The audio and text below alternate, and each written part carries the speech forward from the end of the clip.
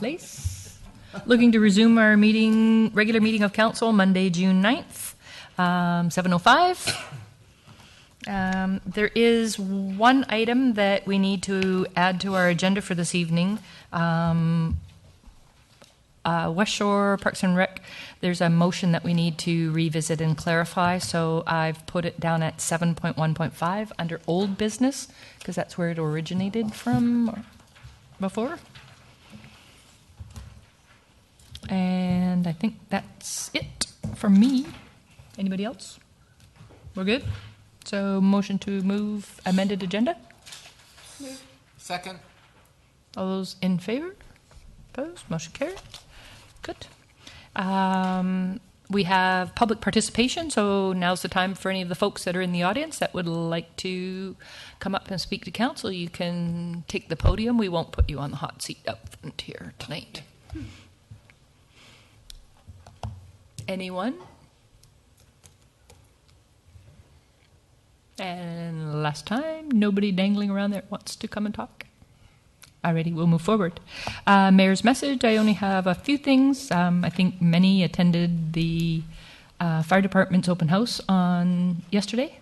It was well attended. I think last count I heard was about 400 people that had made their way through, so they were busy. Hamburgers were awesome. They had added Cops for Cancer in this year, so it was nice to have their involvement.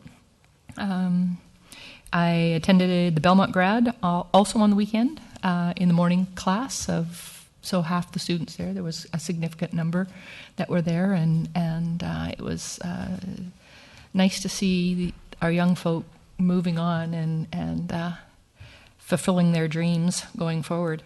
I have also a presentation to make, but before I do that, Councillor Day has something to add.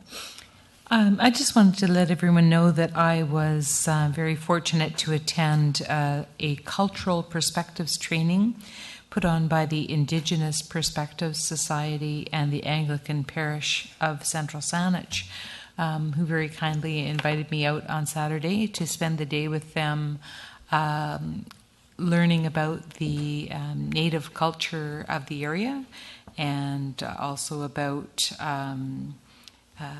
the effects of colonization on First Nations, and it was very informative. And the Indigenous Perspectives Society is West Shore based, and I hope that there may be a similar opportunity out our way in the future. Thank you. Is there anybody from Grace Point here tonight? I know you are.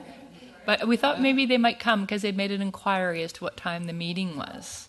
So I just wanted to make sure that we had them to acknowledge if they were here, but seeing that they're not. What I have before me is a contribution that has been provided through the city, identifying the Vancouver Island South Film and Media Commission. And you're here. We hosted the production what was the name of that? They just wrapped up. They've been working in Oak Bay, and they came and used Grace Point. Yeah, they had come in and utilized a set location down on the lagoon, and in doing that, they provided, as I said, through the city. And identifying to match a grant that we had provided to the Film Commission of $500. So it gives me great pleasure on behalf of council and certainly on behalf of Grace Point. This is, giving back. So this is why we enjoy having productions come to the city. So I have something for you. And it's already signed, and that's fabulous. Thank you all very much. That is great. There you go. Yeah, that is nice. It's very classy, eh?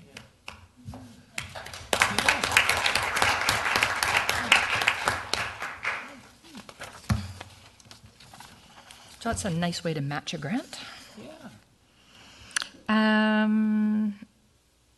Moving on then to adoption of 2 sets of minutes, regular meeting of council May 26th and special committee of the whole on May 29th. Move adoption, Your Worship. There's just one minor change that needs to be noted in the regular meeting minutes of May the 26th. There was a typographical error in there. So what we need to do is amend bullet number 5 of the resolution outlining page 12 of the minutes, 16 of 81 in the agenda package by correcting the wording paragraph 4 of this resolution to read paragraph 2.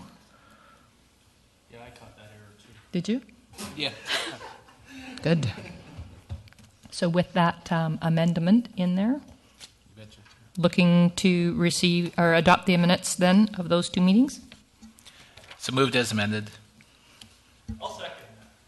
All those in favor? Opposed? Motion carried. Receipt of minutes from the Colwood Cycling Advisory Committee, May the 5th. Receipt. All those in favor? Opposed? Motion carried. It's got to get into the right section on here.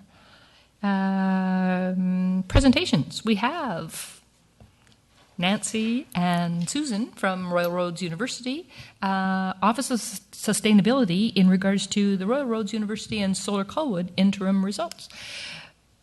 Take it away. Your Worship, Carol Hamilton, and Colwood councillors and staff, we are thrilled to be here. We have some preliminary results on the Solar Colwood monitoring program that Royal Roads University has been doing. And Are we light on there? and we have, is that better? Thanks, We Nancy. have 2 students here. Susan Kerr is doing her Masters of Interdisciplinary Studies at Royal Roads University. And Jordan Kerr is here, and he's working on the, Jordan Cummerfield is here, and he's working on the program as well, and he's doing his Masters of Environment and Management program. Susan will be giving the presentation this evening. And we also have Glynis here, part of the Solar Colwood team. Great. Thanks for having me. Can I speak into the mic or? Yes. Yeah. All right. Just go to the next. The mic is handheld if you want. Yeah, if you want to.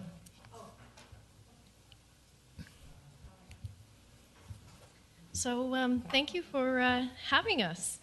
What I'd like to say first off is that Royal Roads University and the City of Colwood have been working together for a number of years. About 5 years ago, the RRU and the City of Colwood signed a Memorandum of Understanding. And this is a MOU that celebrates and develops professional and community connections. And through that working relationship, we have signed together the Solar Colwood Partnership Agreement. And in that agreement, we have decided to look after our portion of the Solar Colwood program through the Office of Sustainability. So one of our primary deliverables is the RRU Solar Colwood Monitoring Program. So what is it? Well, what we're doing is we're monitoring the change of energy use in households that are participating in the Solar Colwood program and the Solar CRD. It's fully funded through a grant from Natural Resources Canada, and it meets all the ethical guidelines, legislation, and requirements. So this is what we're really excited to show you. And from this slide, it proves that Solar Colwood is working. Under the energy use, what this is our participants in the monitoring program. From gathering their data and analyzing it, we have seen over the course of the Solar Colwood program that their energy has reduced by 44%. So this is the average daily energy consumption of our participants. So over the course of Solar Colwood, from a year before they made their installations in their home to present day, energy use has gone down 40.8 kilowatt hours per day. And now if you look at the GHG, the greenhouse gas emissions side, they've gone down 45%. And so what that means is that the participants in the monitoring program have reduced their greenhouse gas emissions by 6.2 tons of carbon dioxide equivalent per year. So what does all this mean? How do we get this data? Well, this slide right here shows 9 of our monitoring participants who are fully involved in our program. And so this is a sample from a population that we had access to of about 39 people. And so what these participants were very generous in doing is that they've shared their utility bills with us, going back to a year before they installed the retrofits into their home to up to about present day. This is almost 4 years worth of utility billing information that we have gone through for each of these participants. This requires a lot of commitment by the participant, and so we are truly grateful and appreciative of the efforts that they have put in. So from this sample of the population, that it represents about 23% of a response rate of the participant. Now, in the academic world, 10 to 15% is considered for a response rate. It's okay. It's fine. But once you get to 20 and you get over 20%, that means that your response rate is really good. So what that says about this data is that it's representative of the population that we're looking at. Now, it's not the only thing that we've been involved in with Solar Colwood is the monitoring program. We've also been working with students, undergrad students of the Bachelor's of Science and of Environmental Sciences, and they've been doing major project research with Solar Colwood, and they've completed 7 projects to date. In addition, there's been an independent research going on, interdisciplinary, that has been fully funded by the Pacific Institute of Climate Solutions. And what they've been doing is they've been looking at understanding the public uptake and acceptance of the Solar Colwood program. And right now they're writing up the results. So I want to finish off this presentation by coming back to this slide. Because what this slide says is that it proves that Solar Colwood is working. City of Colwood's leadership is being recognized by the community. People are interested. For example, there was a home tour back in May on a sunny Sunday, and over 60 people showed up. 60 people. And likewise, back in November in 2013, we had 70 people show up. People are interested in saving energy. And that is a huge difference compared to what it was like in the early days of Solar Colwood, when we were lucky if we got 10 to 15 people showing up for these home tours. So it's growing. So the message in this is that we need more programs like this. The City of Colwood's leadership of modeling the way shows that these kind of programs really do work. However, longevity of these programs is necessary for them to take hold, and so is commitment and support. So I ask you, councillor members, the next time that you're talking to your constituents, please talk about the success of Colwood, of Solar Colwood. Solar Colwood is a success, and it's working. Thank you. Thank you, Susan. Oh, if you have any questions, we have contact information here, or if any of your constituents has any questions, you can look us up in our contact. Thanks. It might be an opportunity to post to our website, so Sandra couldn't be here tonight, but we'll get it through to her. So thank you.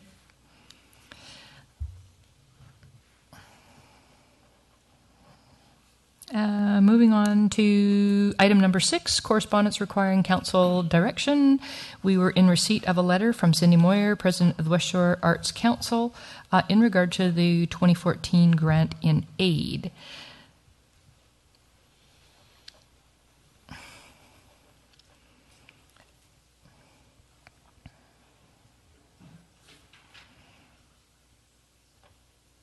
There was a situation that arose where the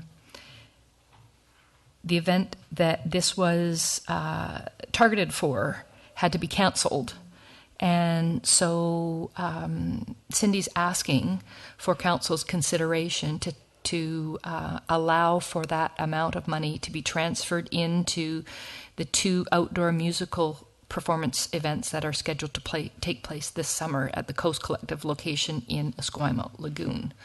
So that is the request before us, and I need to have a motion and whatever from council.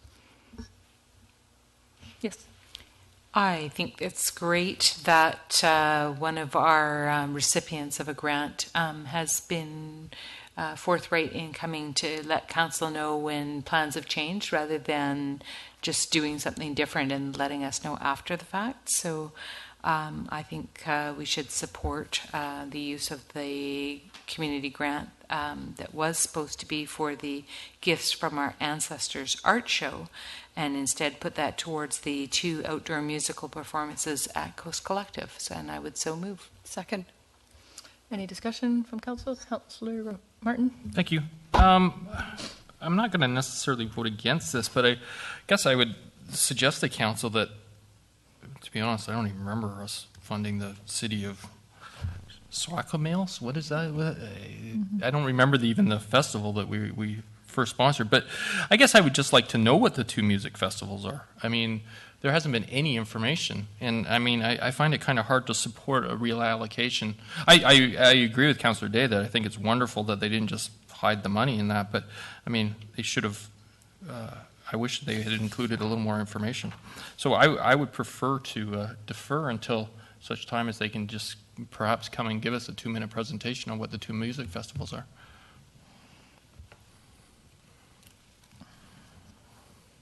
I'm trying to think. Councillor Cullington?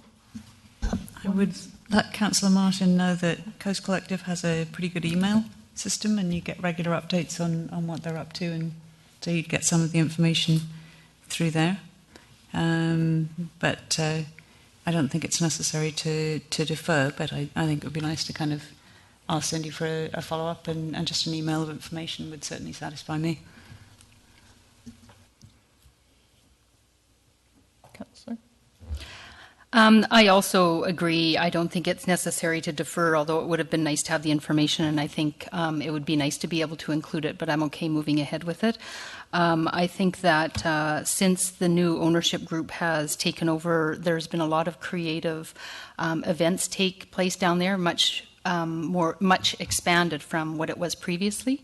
And I also am appreciative of them coming before council, letting us know that unfortunately this art show had to be cancelled, but they're wanting to reallocate it and again, do an event in our community, which the Coast Collective is a big draw for people outside of our community. Anybody else? Call the question. All those in favor? Opposed? Motion carries.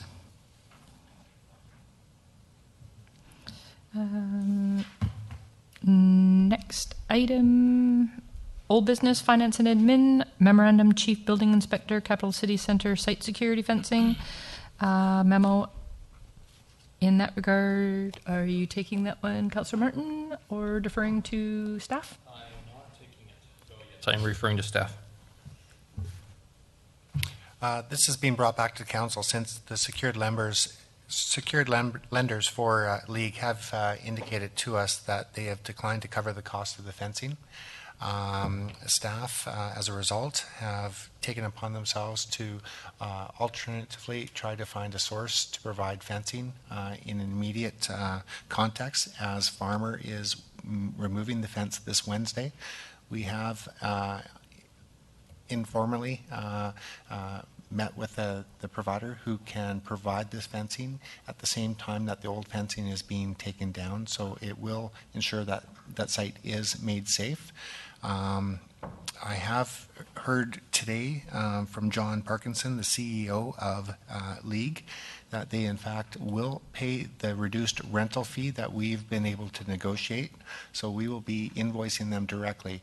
If there is any forfeit of payment, it will be, we will have the ability to put it onto their taxes.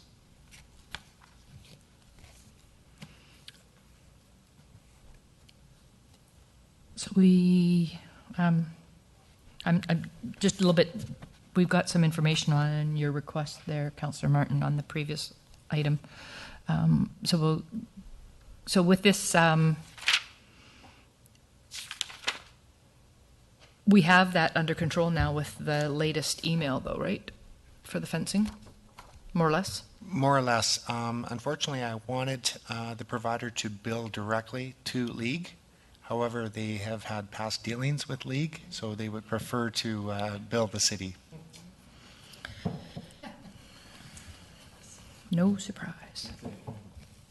All right, so, but it looks like there's There's a willingness to compensate us immediately rather than a delayed process through tax collection.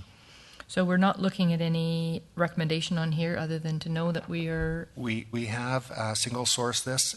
We are hopeful that because of the reduced rental rate of $350 per month, that the money can be found through the council contingency as well. But it will. Did you want a motion? And we will require a motion. Okay, but won't that just be a turnover? Like, I mean, it'll be. We hope. Here comes the invoice, we pay, and then we. We hope. Councillor Cullington. Looking for what you feel the appropriate motion is. I'm sensing it's more than just moving receipt. No, it's now what I'm hearing is that because we have to perhaps make that payment up front, is that we're going to have to allocate it to come from a fund. Suggestion is contingency at $350 a month. Yeah. But we'll be. Yeah. Yeah, there would be a subsequent invoicing going out, and for all intents and purposes, it says that it's. Yeah, I'm just looking to staff for wording. Yes. What, maybe I can ask it through our Director of Engineering because he might know. But what have we done in past for Silkwoods? Do you remember that? Where did that money come from? Well, in regards to the fence around Silkwoods, we never had a problem with the fence, but in regards to fixing the slope stability, I believe that money was spent in anticipation of repayment. In other words, you spend it because you know you're going to get it back through taxes, and you just carry it on the books until you get the money back, and then it zeroes out. Couldn't we do something similar to that? Oh, no, we get our money first, like way before the tax process. In the event that they don't pay us, that's where. Yeah. That's a fallback. Oh, I see. So we still talking about payments? Oh, yeah. Yes. Oh, I see. We've Yeah. reduced that monthly payment, significantly by about 50%. Mayor, Yes. our Director of Engineering would like to say something. I don't think the situation of whether League says they're going to pay or not really makes any difference to the process. You spend the money, you bill League, they may pay tomorrow, they may pay, you may get it back on taxes 3 years from now. But the process is still identical. You spend the money in anticipation of revenue. Yeah. I think it's about identifying which fund, and it's unfortunate we don't have a finance representative here this evening to perhaps identify that. But, would it be safe to say that it would go under contingency unless otherwise? Through you, Madam Mayor, I did consult with the finance director when I understood she wasn't coming to the meeting tonight. She quickly looked and said the building department has an increased budget this year, but the inspector has advised that the increase was for a lot of training and education because of the new code that's come through, and they've expended a lot of that.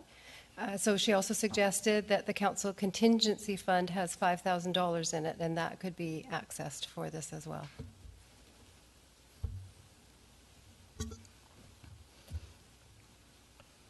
Councillor Lukens? Councillor Day had her hand up. I'm not sure if she still got a question before I did. No, I'm just looking in the memo for wording that would satisfy the requirements for a motion. And I found it where it says, I therefore urge council to authorize staff to enter into an agreement with the purveyor for the supply, installation, inspection, and maintenance of approximately 1,440 feet of 6-foot-high construction security fencing. And yeah, and I was just looking for the cost. For a cost of $350 per month. Okay. And So the that cost. the funds be taken from the council contingency fund, and that any funds expended for this be recovered from league Or future. or future owner. Preferably, if there's a new owner, eventually we'd like to transfer that agreement or make new arrangements But it has to be paid by whoever. But paid by the owner. Yeah. by the owner. So I would make that motion. Did you get that? A seconder? Second? Councillor Lukens? I would also like to make comment that I think this is something that we need to address upfront when developments are coming before us. As we know, we've had a few developments that have gone this way, and I don't think it would be unreasonable to put up a bond. It doesn't have to be for $100,000 or of such, but understanding that the cost is give or take $500 a month or less to rent based on what the site is, and a bond would be held in accordance until such time as it's no longer required and then reimbursed, so that the city's not in this position to have to lay out the money, and we know that it's been taken care of, and taxpayers, once again, aren't waiting to get their money back.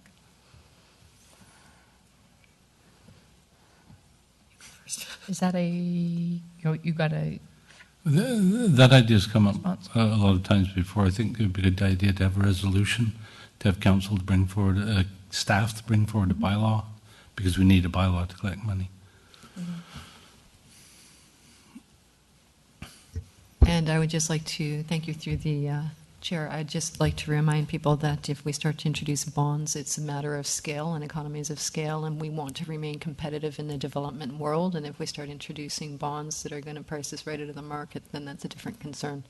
So I think, asking staff to do some sort of analysis about what the effects are when municipalities try to introduce bonds, that might be helpful before we jump into making a decision that maybe we don't all understand the implications of. Yeah, I don't disagree. I just, based on the Capital City Centre site, it's $350 a month. So that's all I'm saying. I think it's something we need to consider.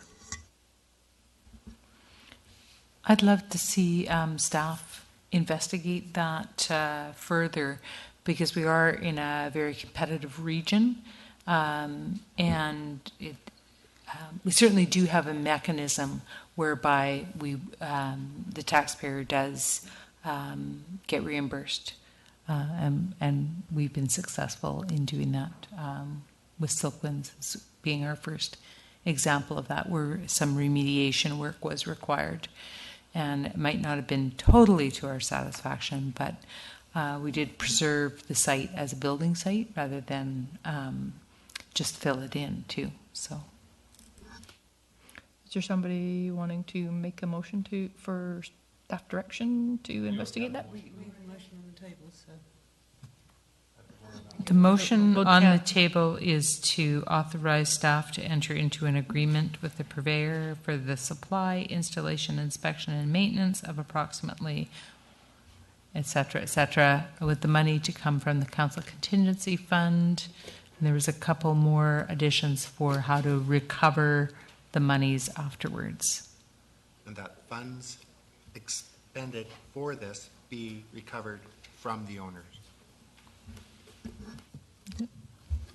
And with the second ask, Carol, I would be more than happy to discuss it with planning, et cetera, and see if maybe a report or something would be, through that way, as committee. opposed to adding it to this. I think we should Okay. keep this clean. Okay. There we go. We'll leave it in planning's hands. Call the question on the motion before us. All those in favor? Opposed? Motion carried. Item 7.1.2, report Councillor Lukens in regards to the 2014 ballot question on amalgamation. Or something of that sort, yes. Something, yes. So this is a follow-up report with respect to one that I brought forward about a year ago, requesting my colleagues' support for a question on the 2014 ballot that would allow residents to engage in exploring the concept of amalgamation for the 13 municipalities located in the Greater Victoria region should the opportunity present itself. That occurred on the 13th of 2013, so yeah, almost a year later.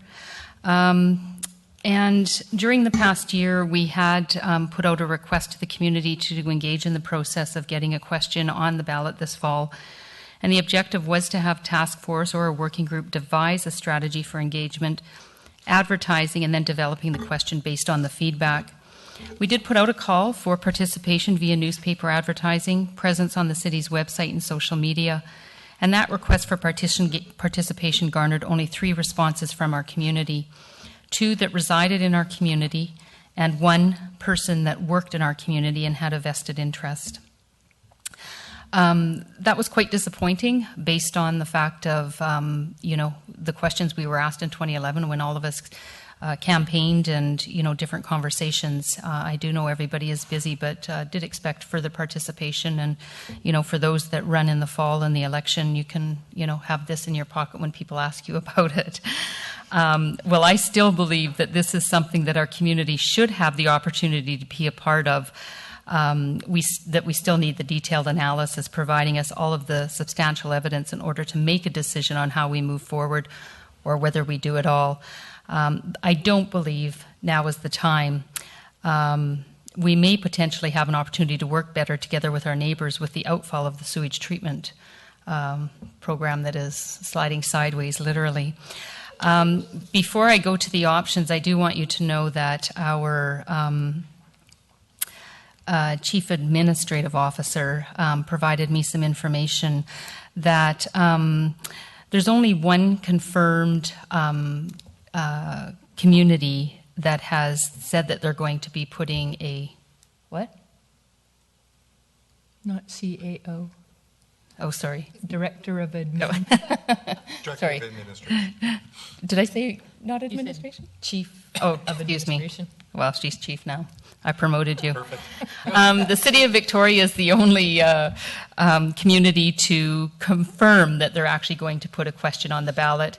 View Royal had also committed to putting a question on the ballot, but I do understand that they are reconsidering as well at this point of time.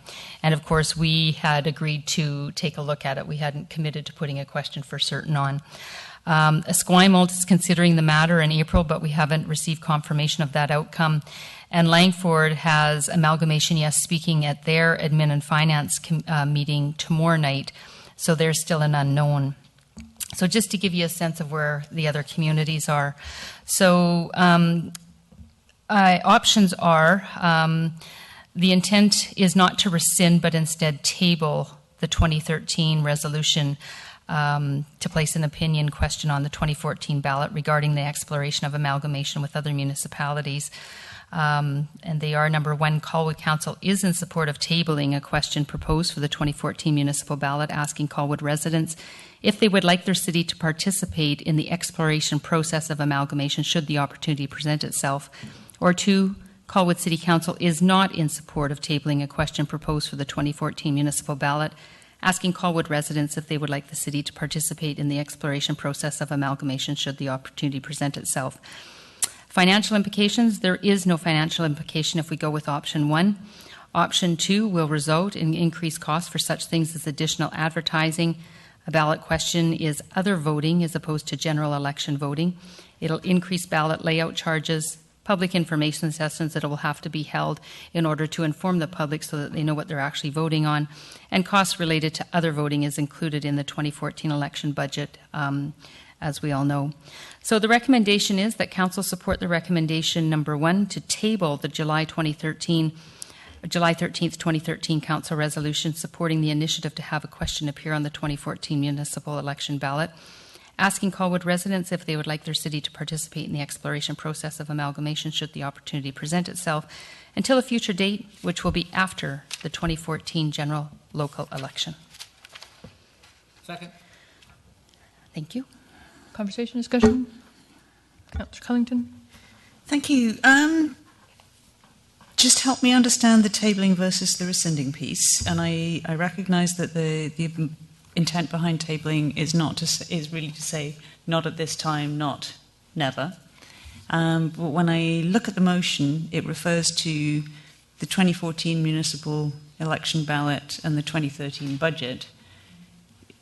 I'm just thinking that a future councillor is never going to bring this motion back. So I'm wondering if it's cleaner wording to rescind this motion, but note that council is open to future discussions if there's sufficient public interest, or wording to that effect. I guess I'm looking at the new CIO over there, or the Director of Administration, if she'd rather remain in that role. Director of Administration. I think it really is council's choice, but it does make a lot of sense what Councillor Cullington is pointing out, given that it's very specific in the original resolution about 2014, and of course after the 2014 election. So you could just leave it open-ended, though, where you rescind that motion and then keep the door open to bringing something back. Anyone else? On that? Do you want me to move that as a... We have a again, we've got one of those motions in front of us, so I guess it would depend on passing, failing of the one that's before us with a follow-up motion that would be more consistent. So we'll call the question on the motion before us. Option 1, all those in favour? Opposed? Motion is defeated. Then go with one that maybe addresses the times and dates. Yeah, so I think something to the effect, Colwood Council, do we need to use the tabling still, or? No, rescind. So rescind the July 13, 2013 resolution to place an opinion question on the 2014 ballot. And then a second bullet would be to have future councils consider this and allow the opportunity for the community to express its desires should it present itself, or something to the effect. Does that work? They're busy writing. They're going to come up with something here in a minute. Yeah. Jeopardy.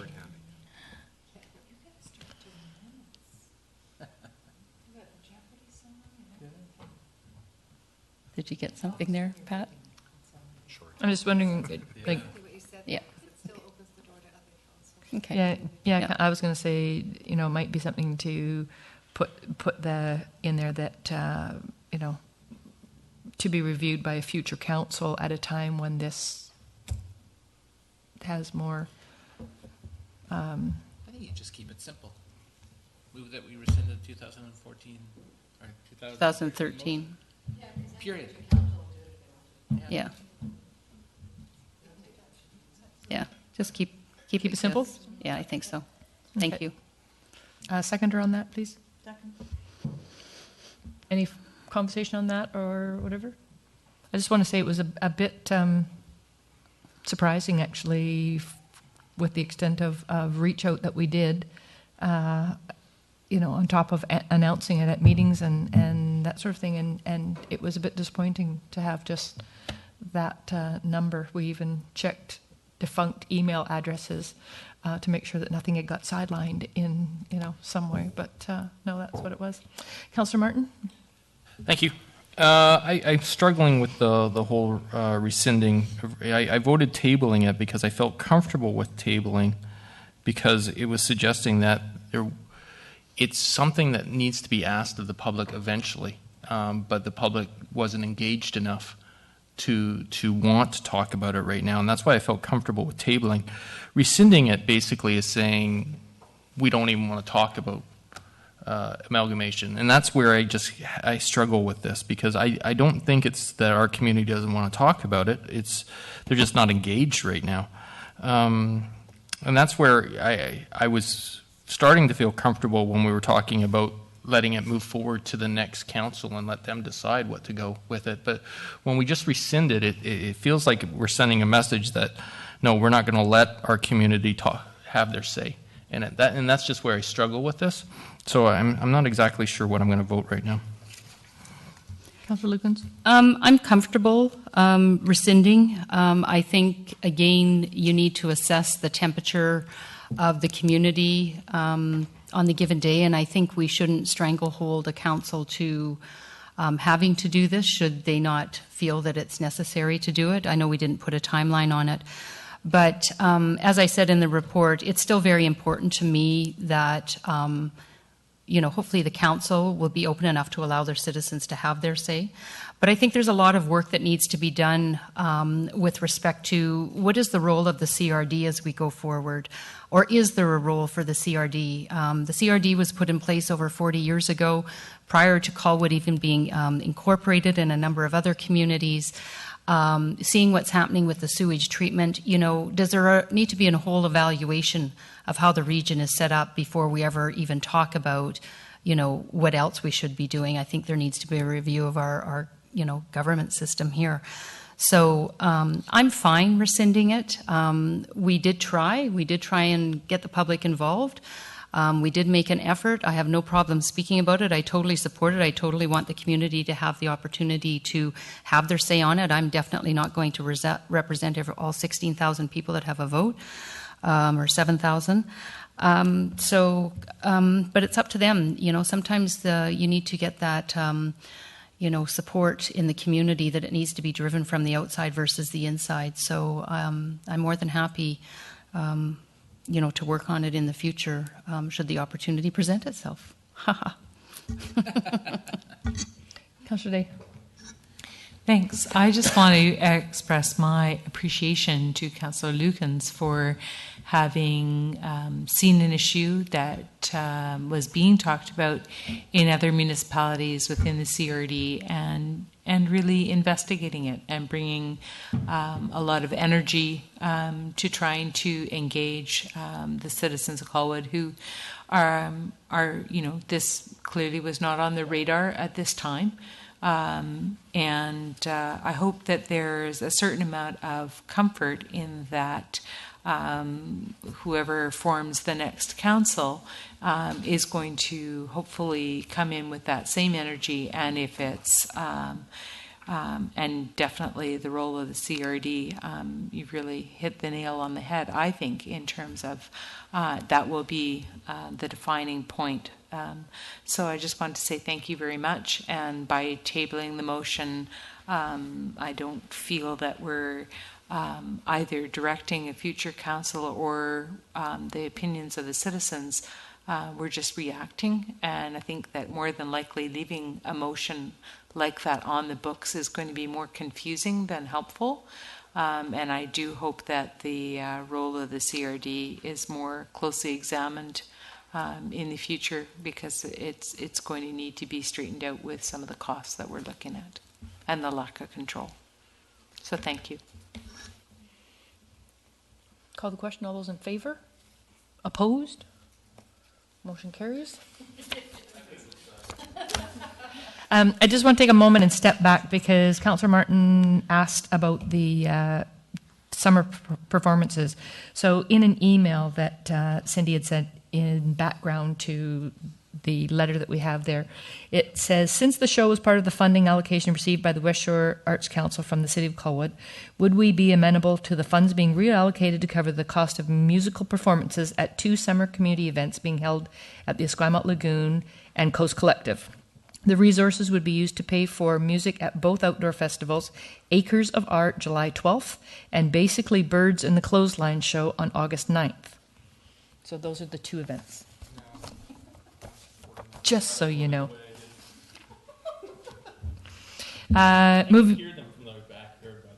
Well, good. You can just put on your rocking shoes and dance. Yeah. Item 7.1.3, Memorandum CAO in regards to Rock the Shores event update. I don't want to read the report. It's over 5 pages long. It's been quite lengthy. I've fulfilled all of the recommendations made by Council through Protective Services, Emergency Management. There's a few outstanding issues that are hopefully going to be addressed this week at latest. We've received the traffic management plan in advance of the requirement. There's a number of issues that need to be dealt with through the promoter. In addition to that, the RCMP are meeting with the promoter to verify that the event will actually be, in fact, capped at 9,000. Their concern in capping at 9,000 is they may accommodate last-minute ticket demand, and they may be ill-prepared to meet the needs of several thousand more per day. So we're having ongoing discussions this week to verify the numbers of RCMP staffing along with bylaw enforcement. Bylaw enforcement will be directly reporting to the RCMP if required at this event. Where it is necessary to have RCMP for the event outside of our normal activities, in which I've indicated on the report, such as checking vendors' licenses and traffic issues, etc., is the management and traffic control of our intersections as the patrons leave the event. It was instructed to me by engineering that by no means should we have certified flaggers doing the traffic control. More importantly, it'd be best to have RCMP or bylaw officers in uniform directing traffic, since we're not going to be shutting down those intersections and turning off those controllers. So RCMP are looking at their available resources to see if bylaw are in fact required for that. The communications from the operations manager for the event have indicated that they're well past their threshold for the comfort level for financial viability for this event. And there have been some slight threats to relocating this event elsewhere. And I think we're trying to accommodate the best that we can without subsidizing an event through our taxpayers. We are looking at providing in-kind services during regular working hours of our bylaw staff if required. Outside of that, I'm not too sure how much leeway we have in that we were directed to provide full cost recovery. The other issue was a recommendation by council to have BC ambulance service be provided on site for the full 3 days from opening to the closing of the gates. The promoter has talked to the supervisor in Victoria, indicating that it may be appropriate just to have it from 7 o'clock through to the end of the evening. It's a risk, of course, because there is only one ambulance available for the West Shore. That ambulance might be already dispatched, so if there is an emergency, you would have to wait for another ambulance from outside of the region to attend. So very concerning, and I think that we should be standing by that request to have an ambulance on site for the full 3 days.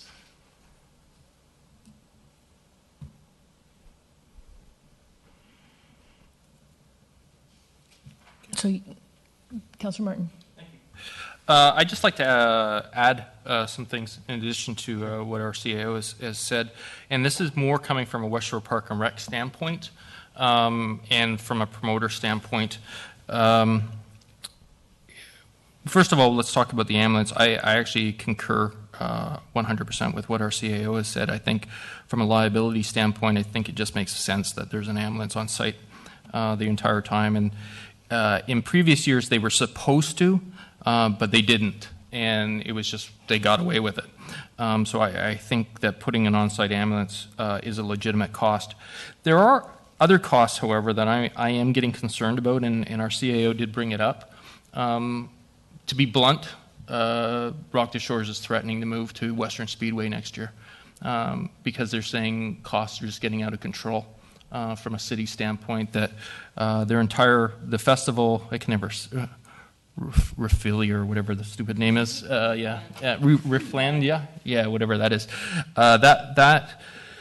the city of Victoria has a budget to support music festivals, so they don't do a full cost recovery. So that entire festival cost the promoter $17,000. The initial concert, when we were looking at a $12,000 per day attendance, they were looking at about a $100,000 bill from us. There are several things around policing that I am still feeling a little uncomfortable with.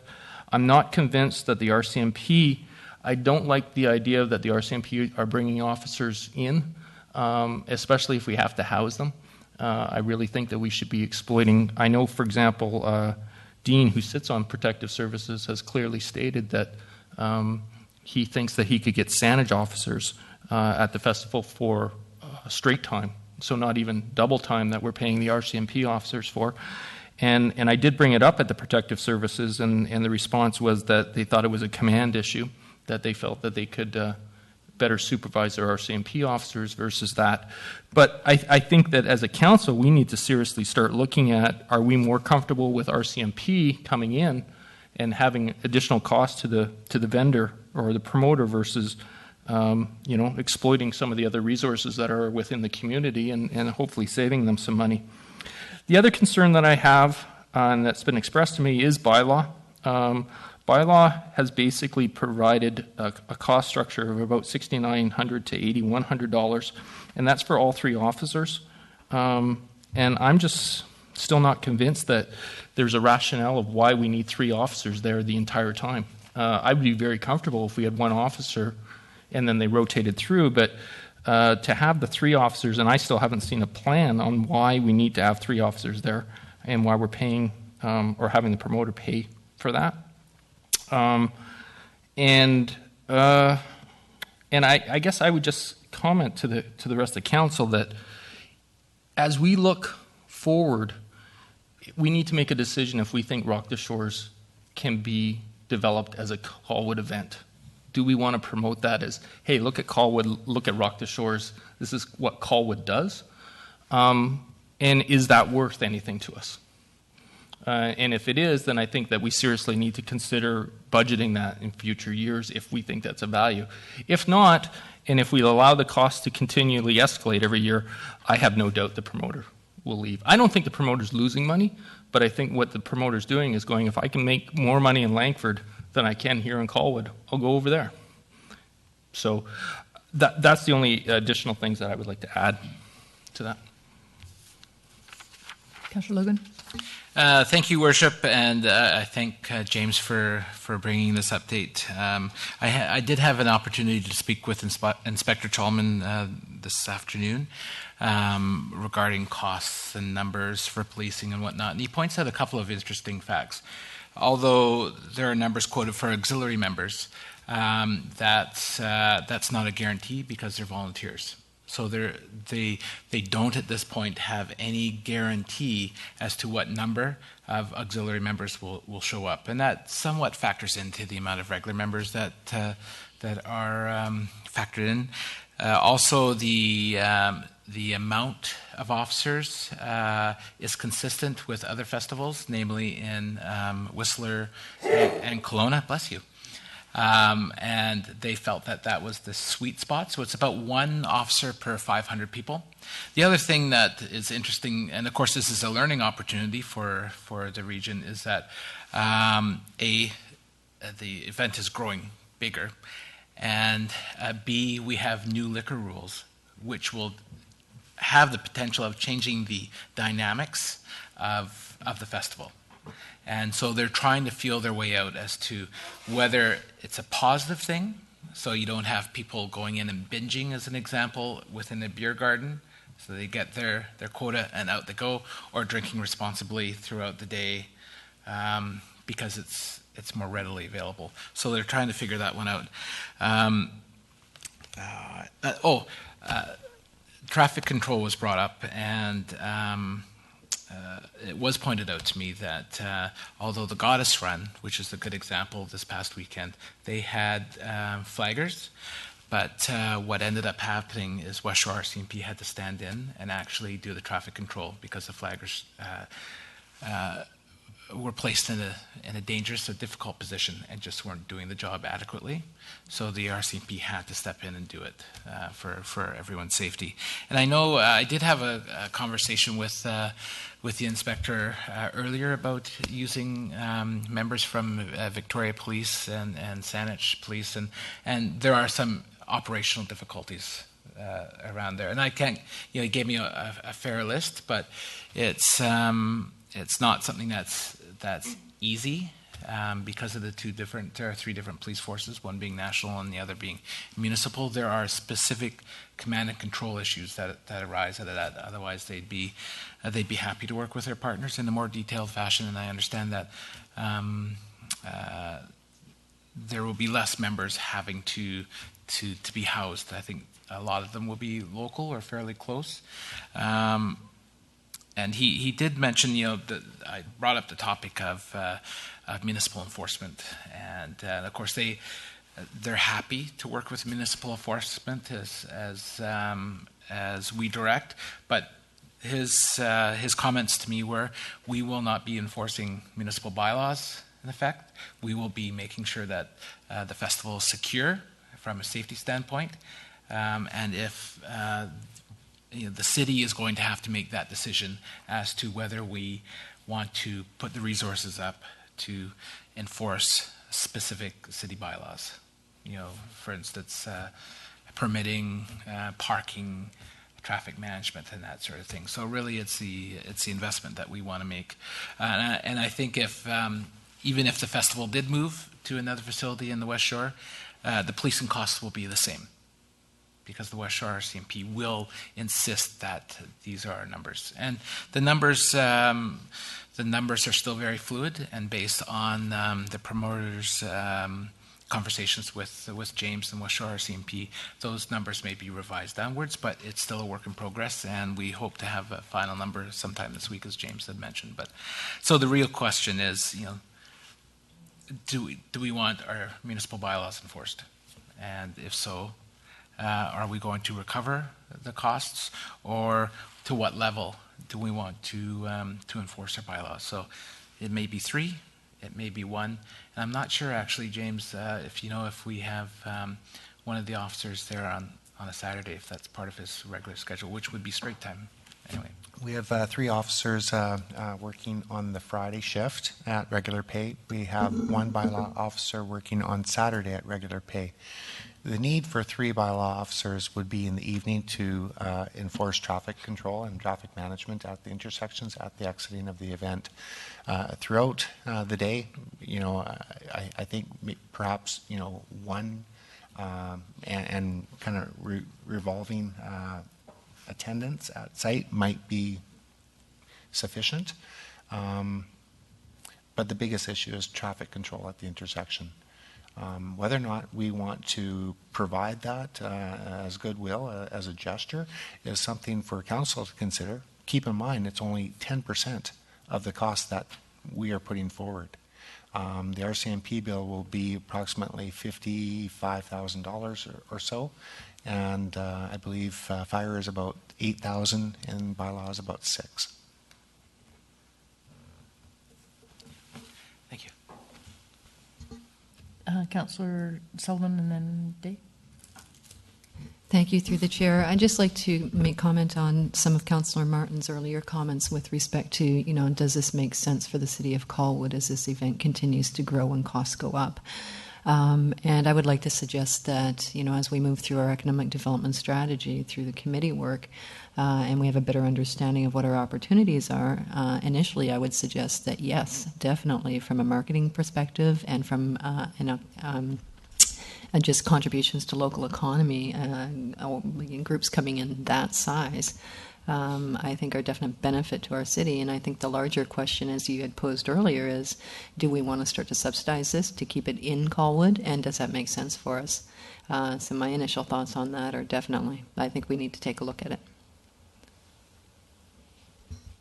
Councillor Day?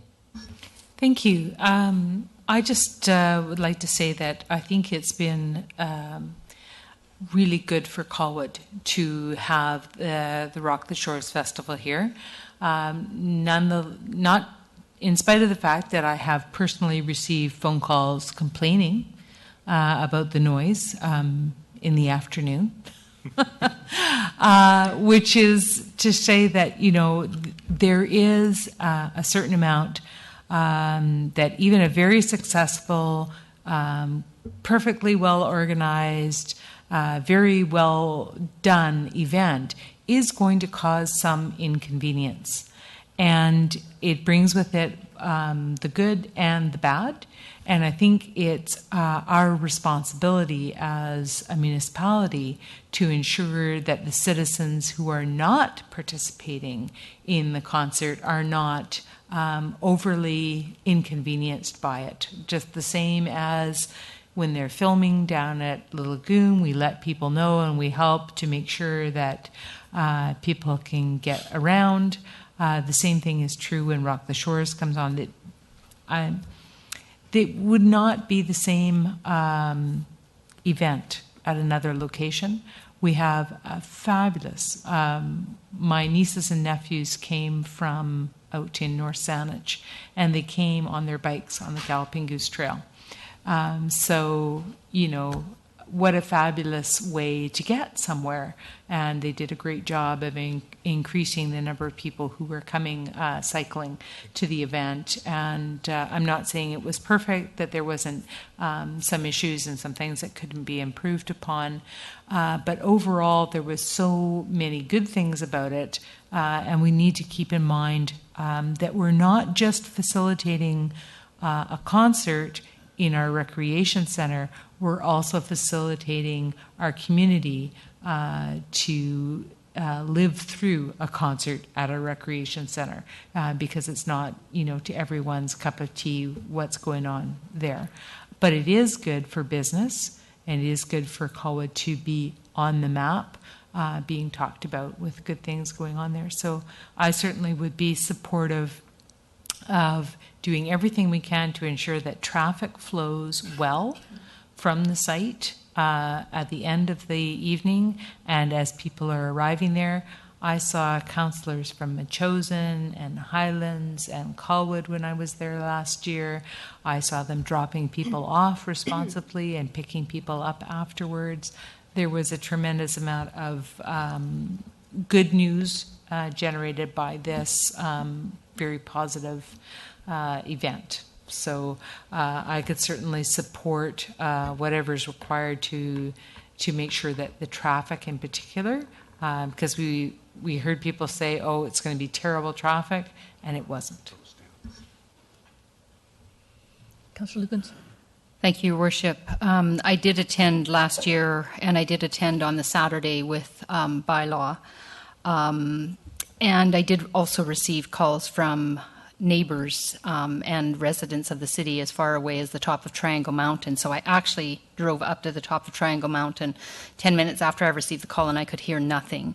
I live down in the lagoon area, and because they've repositioned their speakers and stuff, I couldn't even hear them last year. The year before, when we had the big thunderstorm, et cetera, that was a different question, but you know, could definitely sit out on my deck and hear them. So I think they're doing everything they can to try and mitigate the impact on the community from the noise perspective. But yes, there's always some outreach. I also recall people calling and also observing, because I was down there on the Friday evening, about this disaster we were going to have during rush hour traffic and people trying to get to the concert. And I mean, I drove into the city, you know, during prime time there, and there was no traffic because so many people had come on the bike, so many people had taken the bus, you know, so people really were trying to make the effort. So I guess my question is, and Gordy, you may know this, or the CAO, is traffic really the biggest issue that we've got down there, being that the last 2 years it has not been an issue? And do we really need bylaw managing that? I don't know. Traffic, everybody's trying to exit the facility all at once, and so it needs to be done in a coordinated manner. The biggest issue that bylaw had to face for the last 2 years was alcohol and drug consumption prior to entering onto the site. People are binge drinking and drinking as much as they can so they don't have to buy alcohol on site. And so, you know, they're trying to eliminate and get rid of all of this alcohol and dump it out, and, you know, ticketing people, calling in RCMP. So it's not just on site, but it's as people are entering into the site as well. Thank you. And I am aware, just to expand on that, because I did stand with bylaw at the bus drop-off at the West Shore there. And yes, there were people coming off, and yes, people did have bags of liquor, and yes, they did stop them, but it didn't take 3 bylaw officers to do that. One could easily do it, and they could rotate through the shifts. So I would be supportive of having, you know, a single bylaw officer, you know, rotating that, you know, at a given time as necessary. And if What's that? Sorry, he asked me a question. And with the respect to the traffic management, you know, I want to see the concert stay in Colwood. I want to be able to support it, but I also don't think we need to expend every nickel and dime, you know, and stretch it to the limit just because it's something that is desired. I think we need to be realistic about what is really required versus what they'd like to have happen. Staff input? I just wanted to mention, it's my understanding that the deputy to the city engineer has required in the traffic management plan that the intersection controls be by police or bylaw officers only and not the traffic control persons. And my understanding is the RCMP inspector doesn't want to have officers standing at the intersection controlling traffic. He wants to have them in the event and around the event. So I'm not quite sure what we have to do to get around that, because that's a requirement in the deputy's traffic management plan. That's a huge part of what bylaw will be doing, as well as bylaw officers won't just be serving the event. They can serve the community as well as they get phone calls or complaints and things like that. They can still go all over Colwood. They're not confined to the event. They also do the Ocean Boulevard and, you know, street patrols to make sure that we don't have all the parking issues and things like that. But and as Councillor Lukens mentioned, the drugs and alcohol outside the event and stuff is supposed to be a huge thing. There are a number of tickets that do get written. Not that that's what we want them for. It's not intended to be a revenue generator. But if there are tickets, the revenue goes to Colwood. So it does offset some of the cost. Tonight I couldn't tell you what those revenues might be, but we could certainly report that to Council later if Council's considering absorbing those costs, and if there is any kind of ticketing, the money comes back to the city. Councillor Martin. Thank you. I'll just address some stuff. I guess I just need to be blunt. Bylaw has burnt their bridges with West Shore Park and Rec and the promoters. Basically, they were very upset with them last year, and it's been verbalized to me to the point where Linda Barnes has said that they do not want bylaw within the fenced area of the festival. And I mean, I think that's a shame, and I think it's a shame that it reflects back onto the city that way. And I understand that it's a two-way street. I get it completely, but that's just the reality, especially when they're the main organizer.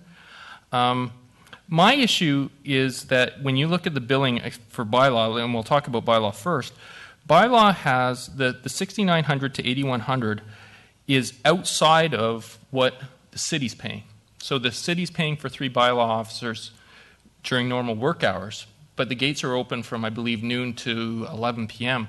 And the schedule I saw is that we have 3 bylaw officers working when the gates are open. So after 5 p.m., that's when double time kicks in, and we're paying all 3 officers for that for Friday, Saturday, and Sunday. And there's that question. I mean, obviously, if we want to have the 3 bylaw officers and we're going to have to call them in, they're going to have to work 4 hours anyways, I would assume, with their contract. So, I mean, if they were going to be there at 11 or midnight to do the roads, then they need to come in at 6 or whatever the time is. But again, remember that this isn't costing the city anything, because all that is cost recovery against the promoter. So the tickets that the bylaw's writing is actually additional revenue for the city. The second thing about the RCMP, I still struggle with the RCMP and this concept of command. And the only reason is because I know I see RCMP down during Canada Day in downtown Victoria, and there doesn't seem to be any issues around command for Victoria Day, and it being the Victoria PD down there. And I would assume that they would be in charge. But I see RCMP down there every Canada Day. So I just wish they would, the forces would work a little closer together and help us control our costs as best we can. I just love this event. I just think this is an event that's a win-win-win. And so let's just not kill the golden goose is where I'm coming from with this. And if we can come in with that attitude, then this should be an event that stays in year after year after year. That's what I hope, at least. Councillor Logan. Thank you, Your Worship. First, I'll just say something about noise, and if our residents have an issue with a couple of days of noise, well, I'm sorry. They should get a life, because it's I hear Western Speedway every single weekend, and that's more annoying than hearing Rock the Shores that's in the community for a couple of days a year. I mean, really, if you got an issue. But anyways, to be blunt, some people have, just choose to complain. I guess if we're looking at extending an olive branch, then what I'm hearing is that we may be willing to absorb some of the costs. And I'm disappointed that we haven't heard any of those concerns about municipal enforcement before now, because that's not the impression that I got when I was at Rock the Shores last year and with municipal enforcement and talking to, I believe it was Nick, as a matter of fact. So that did not come to us, and it was completely the opposite from what I felt at Rock the Shores. So if Linda had an issue, or if anybody else had an issue, then that stuff should have been brought forward to us right after the event, or even during the event. So it bothers me that this last minute stuff comes forward. But if we're serious, then perhaps we pony up for the municipal enforcement, and we put some parameters on it. For instance, they will do maybe traffic enforcement, and we'll have one officer or whatever during the day. Maybe we don't flood it like we did last year, but there's some parameters, and it's a show of goodwill. Councillor Sullivan. Thank you, through the chair. Might I make a suggestion that we do have a staff plan in front of us? It's still kind of fluid, but it looks like a plan going forward, and we have agreements for certain organizations. Can we take a look at this event going into next year, partnering, taking a look at city contributions, leaning up the costs against the developers so we do keep them in the community, as opposed to trying to quote-unquote nickel and dime ourselves right now. We do have a plan, and I think we as a council should support the plan and then address all these issues in a more detailed and robust way next time. One of my learning experiences through working through this event is the tactic in which was used, divide and conquer. And I saw that throughout the process, unfortunately. Promoters saying so-and-so said this about so-and-so, you go back to that person, I never said that, and you're chasing this, and talking to the other stakeholders, same thing happened to them. So, going forward in subsequent, pre-planning meetings, I think it's very important that all stakeholders have a meeting with the promoter in the same room. There's no sidebar meetings. Everybody's cards are on the table. We want to see this event be successful. All of the stakeholders want to see this event be, successful. But I feel that we're being pitted against one another to save pennies and dimes. And, I'm concerned that if we provide services for in-kind or goodwill, or, at no cost, they're still going to throw that card threatening to go elsewhere. And they'll keep playing that, and it concerns me. This is taxpayers' money. Yes, I support, if council chooses to say, okay, we will provide bylaw for free, and we're going to minimize our attendance there to reduce our cost to the taxpayer. But in essence, it's maybe reducing, $6,000. We may recover on some of the tickets, but keep in mind that some of those tickets are challenged and there's costs incurred to pursue that as well. So, we can do what we want, but I think collectively we all need to be working together, including West Shore, the RCMP, and other stakeholders to make this successful. Got Councillor Sullivan, and then you. And through the chair, thank you. Just to follow up to that is that's precisely what I said earlier, is we need to take a look at next year's event, get all the stakeholders in the same room together, and try to avoid some of these one-off type of, challenges that we've seen not just this year, but last year. I think we're saying the same thing, right? I think where the promoter could save money, because ultimately, they're going to be paying RCMP costs if they go to Langford, is maybe reduced event costs at Speedway Motors, or at Speedway, Western Speedway. Some of the issues logistically is there's really only one exit out. which would greatly impact Millstream. And I'm not sure residents would put up with that at all. Every location has its hurdles, that's for sure. So, but I agree that we need to be keeping an open mind on how this evolves, because we went from a 1-day event to a 2-day event, and now we're at a 3-day event. There's rumoring in there that they're looking, to try and create a different music genre festival in the fall. So, I think it's important to have those collective meetings so that everybody's together at the same time, to identify what those costs are and work out how that plan's going to work. Because somebody ends up eating it along the way, and with this other kind of methodology that they've been using. So I know you've put that on the table with the group, and there'll be a post-event debrief. So it would be nice perhaps for council to get a reporting back as well on that debrief. Councillor Martin, you got your pen in the air. Yes, I'm dying to answer our CIO's comment. Councillor Logan was really clear when he was talking about the RCMP. And I get it. The RCMP says an average of one officer for every 500. So there's sort of a rationale of why. And so that was part of the reason that the festival dropped from 12,000 a day to 8,000 a day, because they said they couldn't make it work financially if they had to pay for that many officers over those 3 periods. What I struggle with bylaw is that I don't have any rationale of why we have 3 officers working all those hours. Like, there's just, it was just like, we need these officers for these 3 days, and that's it. I mean, if there was some sort of rationale of understanding why, then we can figure out, should we pay for it? Should the promoter pay for it?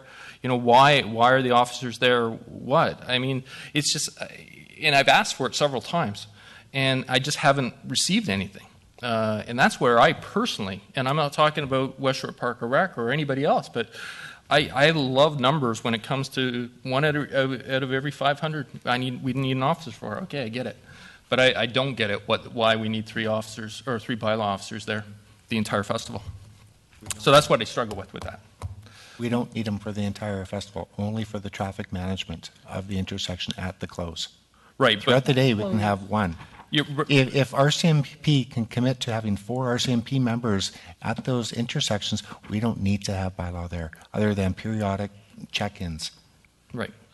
So that's a big departure from what past practice was been, and there's the parameters right there. Mm-hmm. Yeah.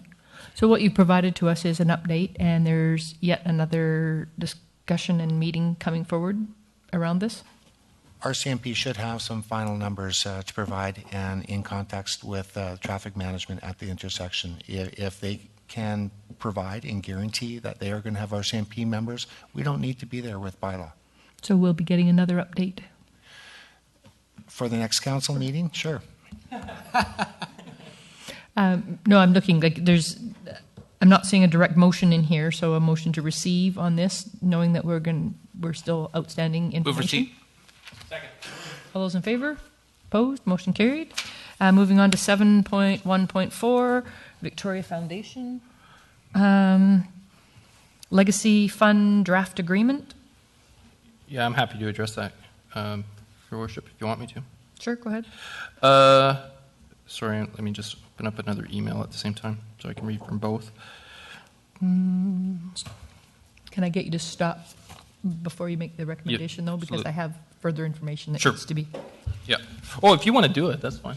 No, I just that in reviewing this, and we weren't able to get all the detail that we needed for this. So there is a motion coming from Councillor Day, I believe, there in regards to providing time for our staff, CAO and finance staff, to meet with the Victoria Foundation folks. So, Councillor Day, what have you got there?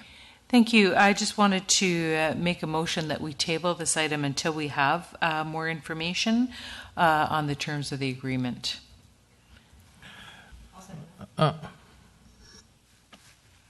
Can't say anything, can I? 'Cause if a table. Okay. So call the question. All those in favor? Opposed? Motion carried. Oh, that was great. Thanks. There is another item on that one.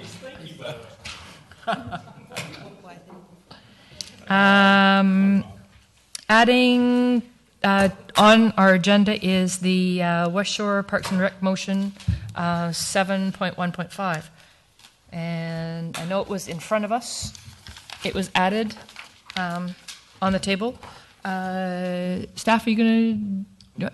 Pardon? You want me? I'll do it? I'll defer to you. Yay. Madam Mayor, I believe there are two of us that need to declare a potential conflict of interest and leave the chamber for this discussion as we sit as members at the board. Yeah, she did. She said goodbye. She says can either text or call it. You want to call it? I'm not talking about money or whatever, but so be it.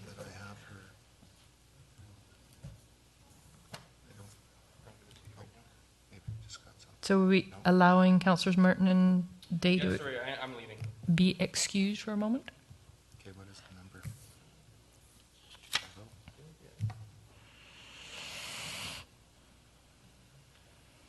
893. Oh, stop it. Sorry. I accidentally called it. 8281. Or her phone number. Say call the phone.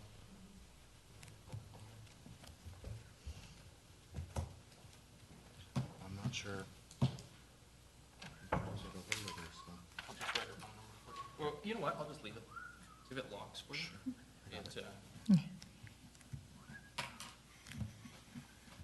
Yeah, goodbye. I'm leaving.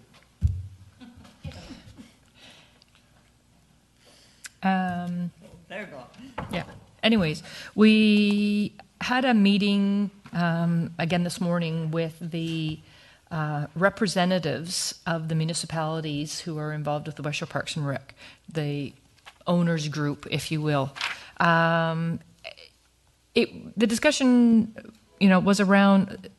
If we recall, we had passed a motion back in April for a term of no greater than 5 years. In essence, the various municipalities passed off their own versions of the same kind of motion. So in order to go forward, we have to streamline that. So after considerable conversation at the table and discussion, we did come to agreement there at the table that the motion that's here would be the one that would be taken back to each of the councils and revisited in its same wording so that we get the same result and not this offset between 2 years and 5 years and anywhere in between years.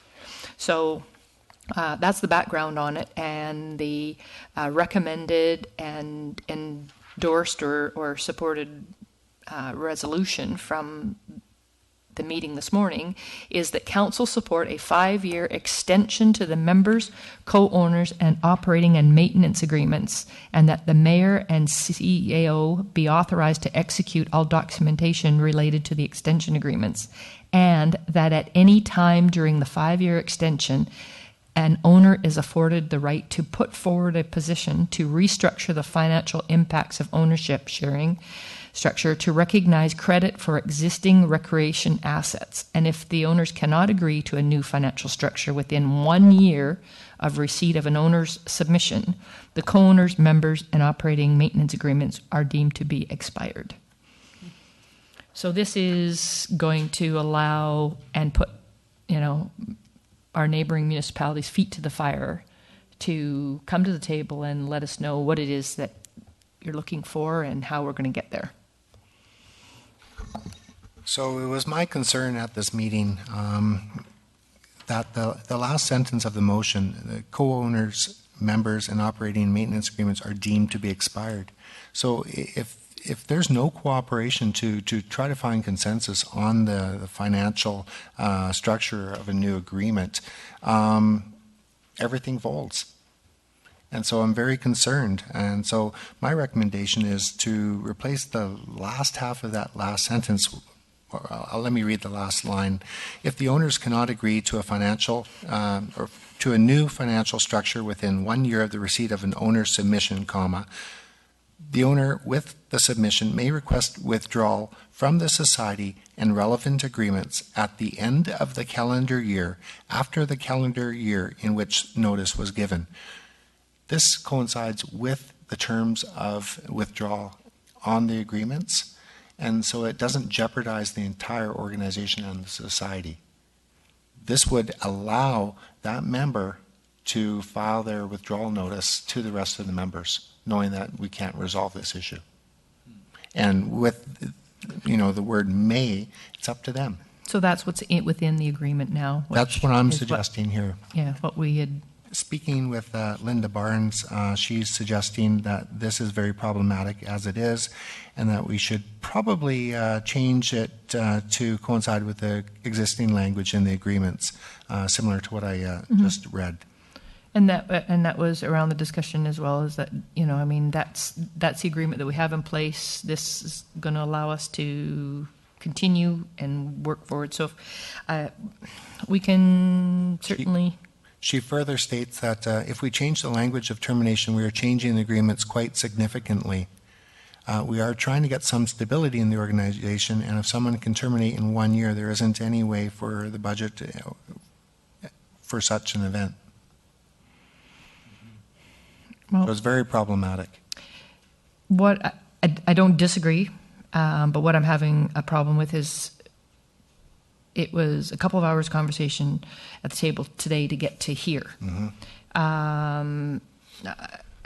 Maybe rather than changing the wording at this and then circulating another notice, bring it back. Maybe we need to table this discussion, and I'll, have you take this back to the CAO group that, is working on this, and do that in a memo form and get consensus on what that statement is going to be, because that's what it took us 2 hours this morning to get to. And I'm not, even though I don't disagree, in principle, I'd have to not support what you're suggesting, simply because we agreed at that table that we would take this, and that's what happened last time, is that we all put our own spin on it and all put our own little twist to it.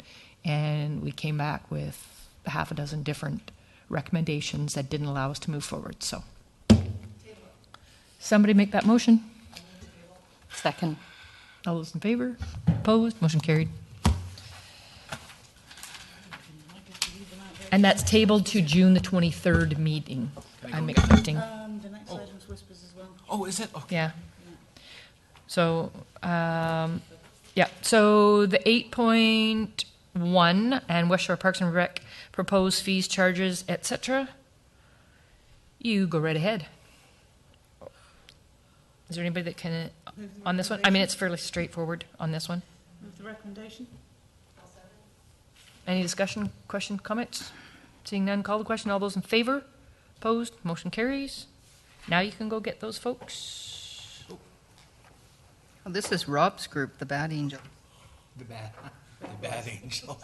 Hallelujah. Aren't you part of that group? Oh, dear. He's just bad. He's the badass angels. Their logo is two little devil horns with a handle on top. Yeah. That looks like Rob.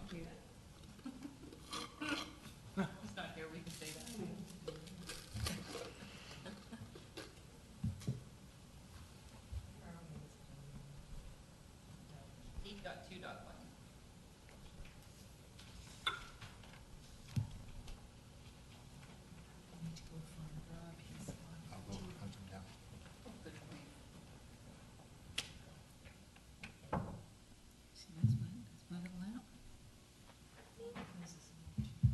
What's that one? So this is the recycle. Oh, okay. Yeah. So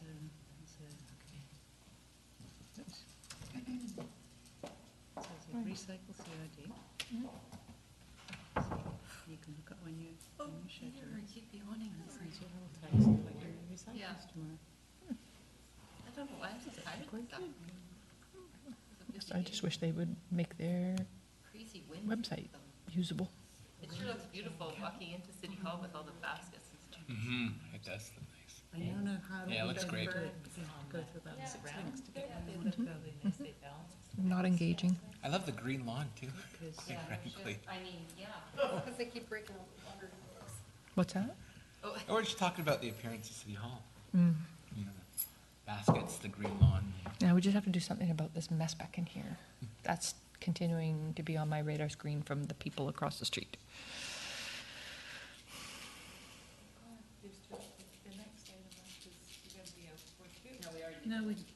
Yeah, we did that one. So we've gone to Bad Angels, but I don't know what happened. We send one out and then we lose two, and then one goes out to get one, and then Yeah, exactly. Need a cougar around here. and we still have Teresa We did. on the lamb. What? Oh. Get tea, too. She didn't get Dwayne's just shaking.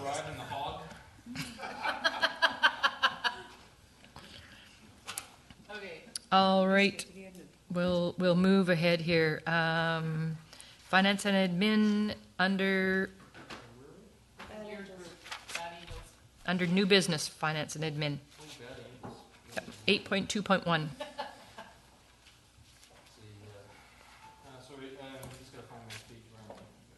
Page.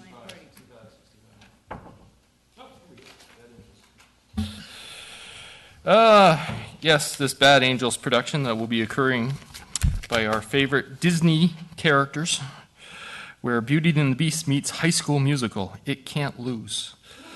There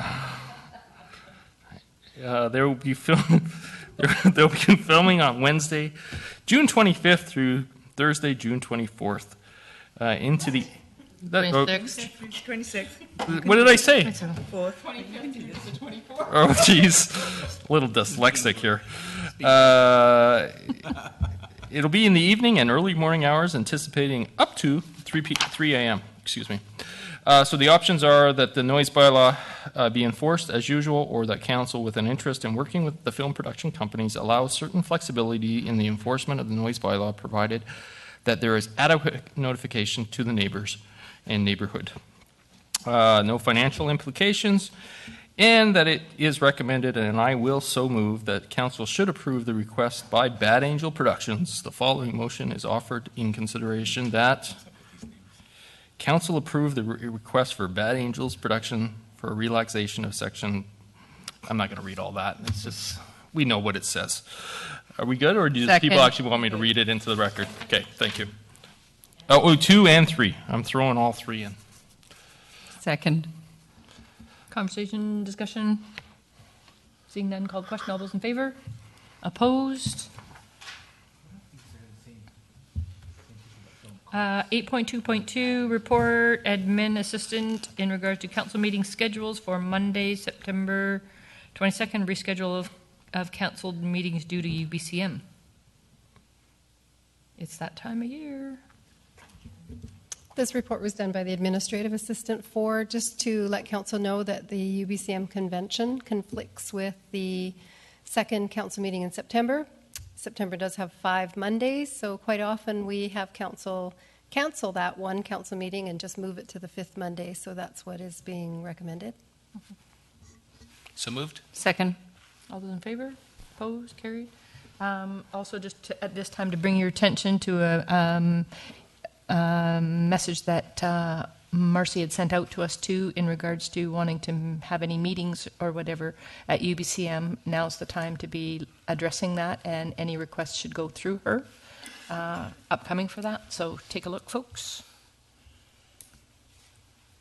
You need to leave the room again. You know what? I need to freshen up this tea. We need to clarify the definition of participation in meetings. What's up? Yeah.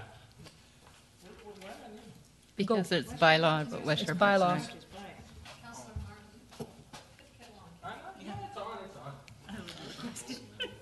Okay, so we're looking for first, second, and third readings on City of Colwood bylaw number 1540. This is the bylaw that we need to put in place to enact the fee schedule for West Shore Parks and Rec. Move introduction. Second.